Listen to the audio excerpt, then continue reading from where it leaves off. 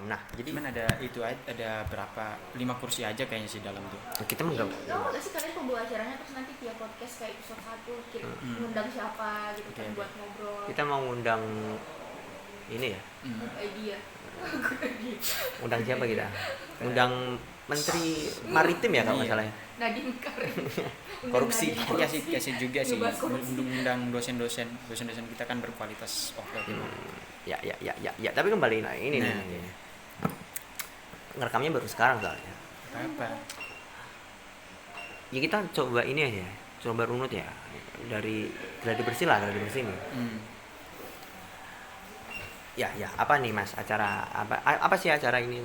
Ya itu tuh memperbincangkan segala hal yang berkaitan dengan arsitektur, Mas. Baik di dalam atau di luar ya. Iya. Yang penting terkait. Yang penting terkait. Ya, kira-kira dengan adanya acara semacam ini apa manfaatnya buat kita? Sangat banyak sih. Karena kita itu tidak bisa dipungkiri adalah makhluk yang sekiranya tidak memiliki pemikiran orang lain gitu. Dalam artian kita itu walaupun tahu banyak pasti ada hal yang kita tidak tahu dari orang lain. Dan itulah yang coba kita kejar. Dalam artian kita itu saling memberi lah. Ya mutualisme lah. Mutualisme ya. Yes. Actually kalian tadi ngomongin soal pandangan lu. Kok sebenarnya berpikir begini, kan kalau memandang arsitektur tuh sama nggak sih kayak orang memandang lukisan karya seni? Kan lagi tergantung mata orang masing-masing, perspektifnya orang masing-masing. Makanya iya kan kayak estetika itu kan subjektif banget. Iya. Makanya jangan didefinisikan. Iya. Kalau ngerti udah. Matanya Aas beda sama matanya aku. Makanya gue tuh tahu nggak yang ditugas Pak Gatot itu tuh betul-betul subjektif banget. Makanya aku bilang yang mana yang 6 pertanyaan itu. Aku tuh langsung ya arsitektur itu menurutku adalah hal yang subjektif. Itu bisa menurutku, dan arsitektur itu juga bisa dibuat-buat dalam artian kayak misal tembok nih yang rata ini bisa aja kan aku bilang oh ini estetik nih, dalam artian dibuat-buat gitu bisa aja kan. Dan pandangan orang itu juga pasti berbeda-beda. Ya kalau ngomongin dibuat-buat ya, sebenarnya kita itu membuat-buat semua hal sebenarnya. Ya betul sih. Bahkan apa yang kita percaya pun juga sebenarnya buat-buatan juga. Semua itu buat-buatan. Oke. Nah, tapi kan ada ini ya, ada kecenderungan kita itu akan ikut perspektifnya salah satu orang yang iya. Misalkan nih karena aku sukanya sama. Ya, sukanya misalkan sama Le Corbusier misalkan. Betul. Nah, karena aku ngikutin pemikiran beliau dan menurutku perspektifnya beliau itu bagus, ya aku ngikut aja perspektifnya beliau tentang arsitektur kan gitu kan. Oke, betul. Dan mungkin semua bakal seperti itu sih. Kayak cara memandang hidup juga kan sama juga. Betul. Iya. Ya misalkan kayak tadi. Kenapa kok banyak orang yang sampai sekarang itu benci tanpa tahu yang sebenarnya tentang PKI misalkan? Ya itu kan karena brainwash-nya Pak Harto yang lewat SD Impres yang tadi kan. Bahwasanya memang dalam SD Impres itu mereka di dogma atau diberi pengetahuan tentang sejarah itu dulu ya kayak gini gitu. Sehingga cara pandangnya tentang satu kejadian sejarah di masa lalu pun juga sama seperti apa yang dimaui oleh Pak Harto kan. Oke. Ya. Ya itu kalau masalah definisi itu artinya ya arsitektur itu nggak usah didefinisikan lah ya. Nggak usah didefinisikan ya, tapi ngalirnya bakal gini aja ya. Iya. Pas ketika dan bisa juga kok sama Mbak Mus nanti kita ngobrol aja. Atau berempat kan? atau berbanyak pun nggak apa-apa. Iya nggak apa-apa, bagus. Nyambung aja gitu. Iya. Terus ini nih masalah refleksi nih. Dari 6 bulan ke belakang nih apa yang kira-kira dapat dipetik dari perjalanan arsitekturnya seorang anak buton? Ini kayaknya bagus podcast deh kayak gitu. Nah iya kami tuh ya ini direkam Pak dari tadi Pak ini. Podcast Pak. Kita kalian langsung bahas podcast aja tuh di bawah. Nah, gimana? Itu kita upload YouTube. Yes, itu. Gimana? Dalam 6 bulan semester ini saya itu menemukan pandangan-pandangan baru. Dalam artian perihal terkait berarsitektur itu harus seperti apa sih? Wih, dalam ini. Nah, terus Itu aku bahas sama itu kan. Itu apa ya katanya?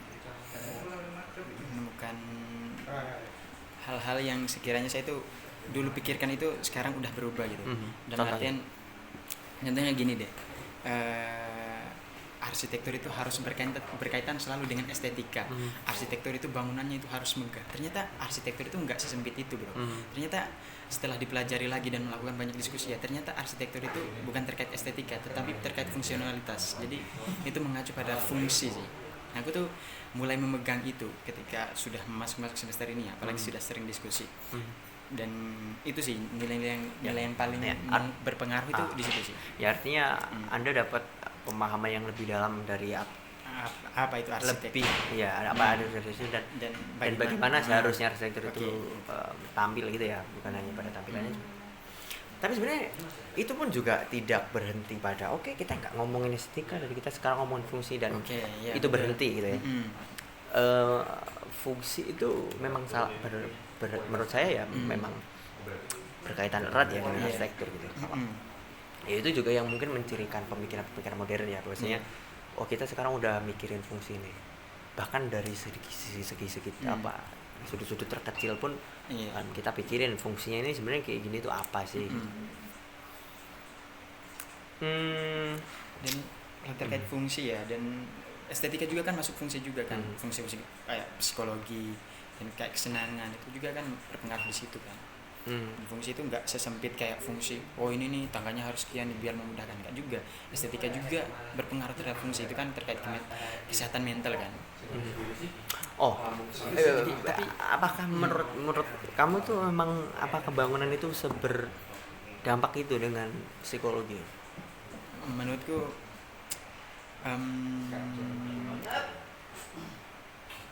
Menurutku terkait psikologi ya mungkin bakal berpengaruh, tapi nggak semasal itu. Mungkin lebih ke arah rasa kagum aja sih.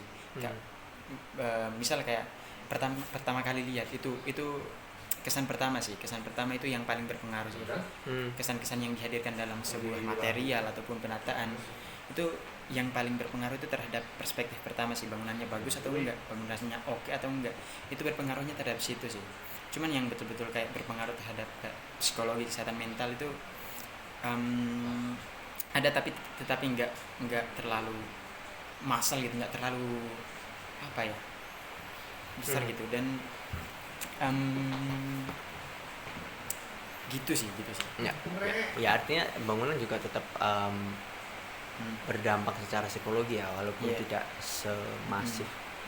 Ya karena kita ya gini, kenapa kok bisa berdampak seperti itu? Ya karena kita tuh berinteraksi kan dengan bangunan. Ya makanya di sini penting banget kita tuh mendesain itu jangan sampai melupakan itu tadi. Jangan lepas dari kenyataan dan jangan melupakan unsur manusia gitu. Tapi kalau menurut Bung Hanif sendiri nih gimana nih setelah 6 bulan atau bahkan 1 tahun kita menjalani perkuliahan ini nih, gimana nih? Aku mau dengarnya sebenarnya. Iya, eksplorasi ya. Nah itu dan divergen terus ya. Ya divergen. Cuman nggak juga sih sebenarnya. Tapi eksplorasi itu jadi penting. Tapi poin-poin yang mungkin saya garis bawahi di sini tuh gini. Saya kira ya untuk menjelajahi dunia arsitektur, untuk melangkah ke dunia arsitektur yang kedepannya nih. Yang perlu disiapkan adalah ini. Kita itu harus take things easy itu apa ya bahasa Indonesia? Take things easy itu kayak oke aja gitu. Pada semua hal gini, jangan terlalu baperan. Artinya baperan itu enggak sama orang lain ya, maksudnya pada diri kita sendiri juga gitu. Kayak misalkan gagal gini, dan kita itu nggak boleh baperan itu, atau seharusnya kita itu nggak baperan itu dengan apa gitu, dengan kegagalan kita itu nggak boleh. Menurut kalau kita mau berproses dalam dunia arsitektur itu nggak boleh baperan sama yang namanya kegagalan gitu loh. Ya karena kalau dan kita tuh nggak boleh baperan juga ketika orang lain itu ternyata nggak suka sama apa yang kita kerjain dengan karya kita gitu. Dan menurutku nggak apa-apa. Dan yang paling penting sih menurut saya ya dalam 6 bulan itu sih ya itu ya kekuatan mental untuk menerima semua hal gitu. Itu ya, bukunya siapa sih? dari Jepang itu the courage to be disliked. Iya, the courage to be disliked ya. Ya iya sebenarnya itu ya, tapi itu tidak secara langsung berkaitan dengan langsung, arsitektur. ya. Cuman menurutku jadi sebagai orang yang bercita-cita jadi arsitektur dan kaitannya sama eksplorasi. Oke. Itu Eksplorasi kan berkaitan dengan perjalanan nih. oke. Dan ketika berjalan ini kita ngomongin ketahanan kan. Ketahanan. Oke. Kalau kita jalan itu kan Hmm. ibarat garis itu kan dari satu titik ke titik yang lain. Oke. Dalam menjalani antar kedua titik ini kan kita harus punya satu ketahanan tertentu. Ketahanan sustainable terhadap mental. Iya, betul. Jadi kalau kita mau terus berjalan ya, kita harus itu tadi tidak baperan terhadap banyak hal yang termasuknya Iya. yang salah satunya ada juga kegagalan gitu. Dan itu susah untuk tidak baper terhadap kegagalan gitu loh. Karena apa? Agar kita bisa terus lanjut eksplorasi. Itu sih. Itu secara arsitektural sih ya saya kira Kayak pengalaman ya didapatkan setelah. kurang lebih kalau saya sih kurang lebih sama-sama aja ya. Hal yang baru sih apa ya dalam ya PA1 saya itu juga bagian dari eksplorasi. Iya betul. Gitu Bang refleksi. Wah iya Nah, gitu ya apalagi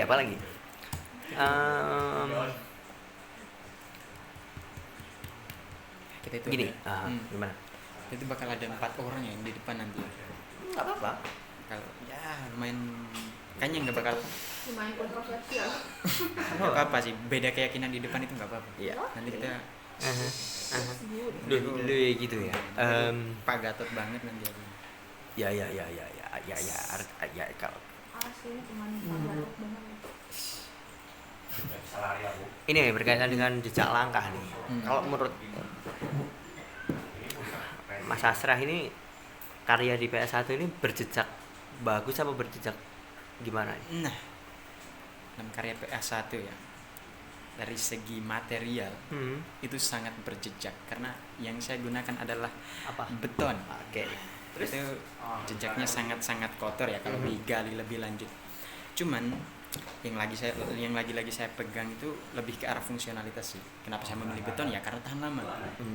Dan dari segi penataan juga di PA1 saya udah oke dan material yang paling cocok beton sih. Soalnya bangunan saya itu ada perbedaan elevasi yang ya udah masuk ke kategori lantai 2 lah.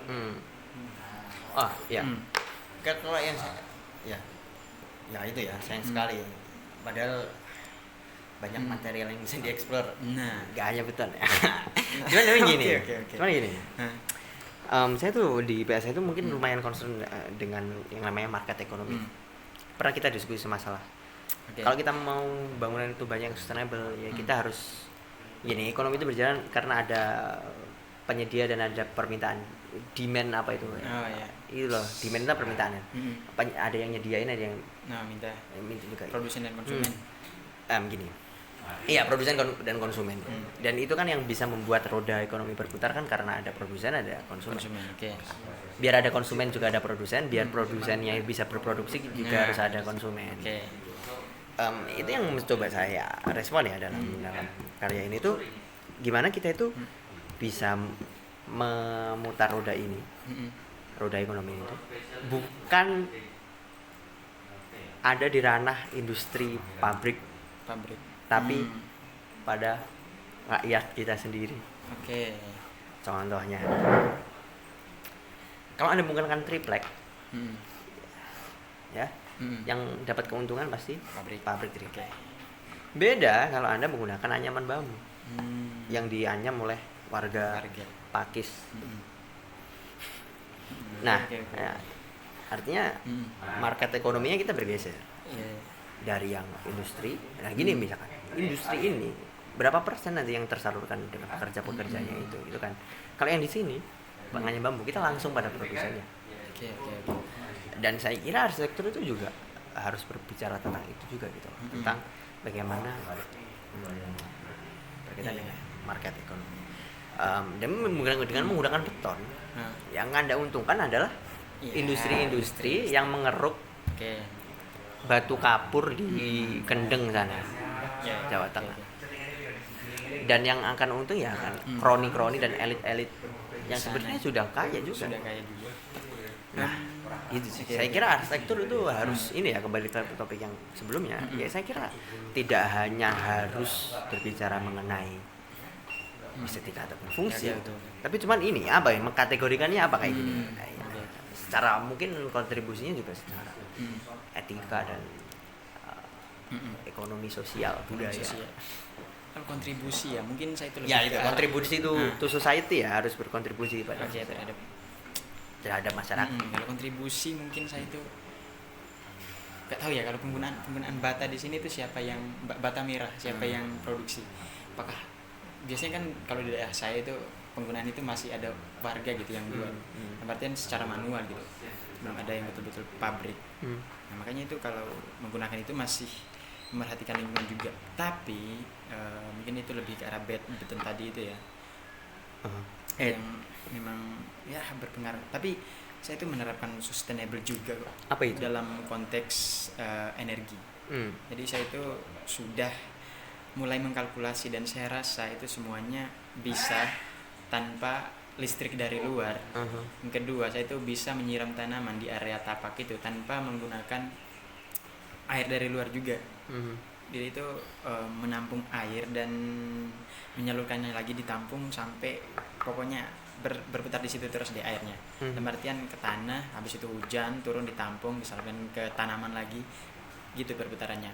Dan terkait penghawaan juga sama juga sih, bukaan-bukaannya masuk semua sih. Dan saya rasa juga tidak ada yang dirugikan dari proses penggunaan energi itu, dalam artian tidak mengganggu aktivitas gitu ketika dalam ruangan. Ya itu semangat yang bagus dan jejak yang perlu kita tapakkan gitu ya. Oke. Pemahaman-pemahaman seperti itu untuk melanjutkan langkah-langkah kita ke depan. Ya jangan lupa kita harus mention banyak sekali kata jejak ya dan langkah karena tema kita itu. Coba ambil dari itu, dari deskripsi yang kemarin kita bikin. Ya Itu harus di-mention juga. itu kita harus mention keywordnya adalah jejak itu. Oke. Nah, itu bagus juga punya Anda. Tapi kembali lagi ke punya saya yang pertama itu harus berkontribusi pada masyarakat itu tadi. Gimana Bung Hanif? Ya, yang kedua itu gini, perihal pola pikir membangun. Itu tuh sebagai arsitek itu memposisikan diri itu sebagai orang yang membangun hanya untuk atau membangun bersama. Nah, dalam kasus saya di sini saya mencoba untuk merespon atau menggunakan pola pikir membangun yang bersama ini dengan cara apa? Bangunan saya itu yang bisa knockdown, yang bisa dibongkar pasang dan bisa dibangun sendiri oleh mereka gitu. Dalam artian ini adalah driver ojol gitu. Oke, berarti bangunan yang bisa didefinisikan oleh semua orang gitu. Iya, Artian betul. bisa dibuat dan direkayasa oleh orang-orang ojol itulah. Iya. Dan walau gini ya, bukan dalam di rekayasa itu bukan dalam artian struktural gitu atau desain. tapi saya tetap ada batasan. Bentuk bangunan pun juga batasan. Batasan. Sistem sambungan juga batasan gitu. Tempat baut itu juga batasan gitu. Artinya tidak ada kebebasan yang mutlak. Tidak ada. Cuman poin saya di sini adalah kita tuh tidak hanya semacam memberikan barang jadi kepada mereka gitu, tapi juga melibatkan mereka dalam proses gitu. Ya sebenarnya prosesnya apa ya? Poinnya itu ya, melibatkan orang ini juga jadi dalam proses kita dalam membangun gitu loh. Artinya itu semua bisa dibangun secara mandiri oleh mereka dan hemat biaya pasti, dan pengen mengembalikan semangat kebersamaan. Gotong royong berarti. Indonesia. Ya itulah. Ya saya kira arsitektur harus lebih banyak berbicara dengan hal-hal ini ya. Karena begini ya, ini mungkin salah satu yang saya rasakan juga gitu loh. Kalau kita itu cuma concern dengan fungsi atau dengan estetika terutamanya juga, siapa yang pedulikan itu? Nggak ada. Rem Anda salah derajatnya.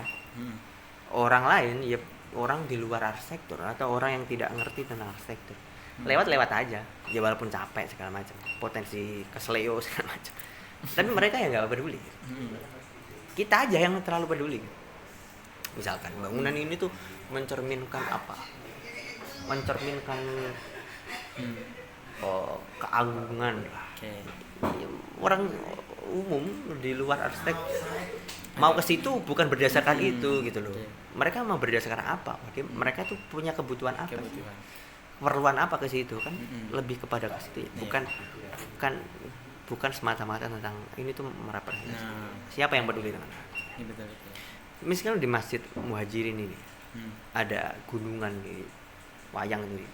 Ada kaligrafinya. Yang sedangkan majunya ya. Ini dekat sini ini loh. Ya siapa sih yang apalagi orang di luar Jawa yang nggak tahu masalah wayang segala macam ya, gunungan itu menyimbolkan apa ya nggak tahu. Tapi mereka ke situ kenapa? Ya karena mereka punya kepercayaan dan mereka punya kewajiban untuk untuk menunaikan ibadah sholat, bukan atas itu. Saya kira harus arsitektur itu harus menyentuh kepada keperluan harus lebih memperhatikan keperluan yang apa gitu yang harus didatangkan gitu. Iya. Berarti yang menjadi poin untuk menjadi daya tarik bagi Hanif itu bukan pada estetika gitu, bukan pada pesan atau nilai-nilai yang ingin disampaikan, tetapi pada fungsi yang menarik gitu. Ya, bahasa kerennya itu common sense gitu. Atau apa ya? Akal sehat aja. Maksudnya saya itu cenderung menggunakan kata itu bukan estetika, tapi adalah kerajinan tangan. Kerajinan tangan. Misalkan Anda buat kayak gini nih, ini craftsmanship ini, kerajinan tangan nih. Tapi berfungsi. Bayangin kalau ini tidak buat gini. Sudutnya 90 derajat. Wah. Tidak nyaman. Anda gini. Gitu loh. Oke. Craftsmanship. Tapi kan common sense-nya sangat sangat tersampaikan kepada kita kan. Biasanya jangan dibuat gini. Tidak lancip sudutnya. Common sense. Oke. Makanya itu ya yang jadi salah dua pilar pandangan arsitek saya itu ya itu common sense sama apa tadi ya satunya craftsmanship. Oke. Kerajinan tangan. Saya kira itu sih asik kalau ngomongin. Ya lumayan panjang juga. Ya. Keren, Ya itu ya, semoga ini masuk ke penutupan bahasanya ya. Semoga jejak apa yang kita udah beride nih, bergagasan di PA yang pertama ini dapat menjadikan jejak yang baik buat kita ya. Dan mengarahkan kita ke langkah yang baik juga selanjutnya. Saya kira itu sih. Oke. Nah, Lumayan panjang sih. sip.